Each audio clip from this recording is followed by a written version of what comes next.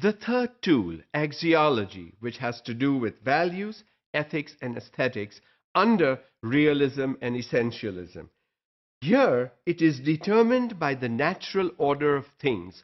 What is good, what is beautiful, what is of value, what is moral education is determined by an order of things. The natural order. Everything is not taken to be of value. Something is good, something is better. Automatically, there's a different value.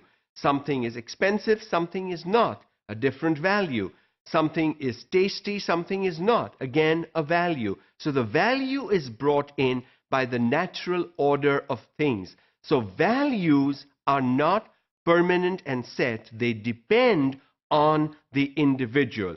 As they say, I may like something, you may not like something. That doesn't mean it is not good. It simply means that for me it is good, and for you or somebody else it is not good. This is the meaning when we say that the values are determined by the natural order of things. You cannot say that something is of value if everyone likes it. No, that is not axiology under realism and essentialism. So it's very different. Values exist in the best of cultures. Values will be there no matter what culture, what tradition, what community, what society you look at. Values will exist. How those values are followed, to what degree the values are followed, how many individuals follow those values differ.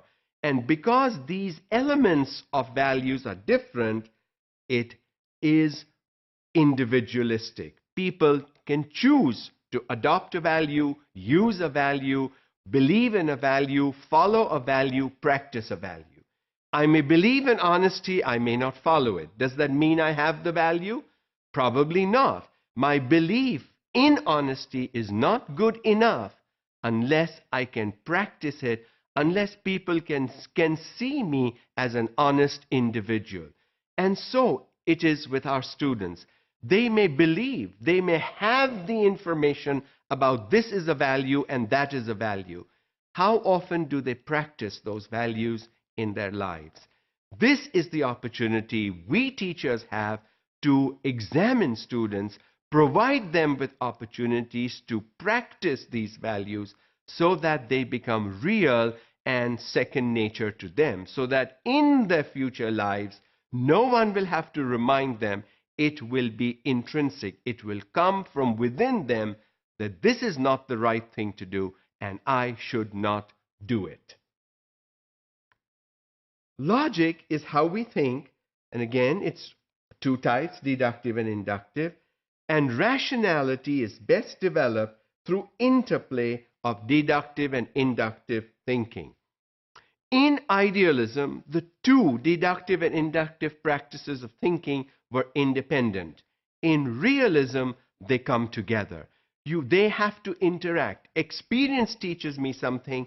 My thinking also tells me something. If I bring the two together, I will have a richer learning experience. How often then should teachers provide students with opportunities in the classroom to explain, talk about their experiences in the real world? After all, students are not born and walk into a classroom. They've lived 3, 4, 10, 15, 20 years before we encounter them in our classrooms. The more years they've lived, the more experiences they bring with them to the classroom. We as teachers should expound those experiences that students bring and connect it to the way we want them to think in our classrooms. By putting them into groups of 3 or 4 people where these individuals have to interact, and even in those small groups, if they can share their experiences and their thinking, they are learning better, they are learning more than from just the teacher. Automatically, the teacher, yes, they are learning from, and 3 other members in the group they are learning from, and their own experiences that they bring to the classrooms. So 5 people are involved in trying to teach a child, only in a group of 4. So think about it. Look at the benefits this generates for the student in order to learn. Students' experiences are rich experiences from which each other should learn.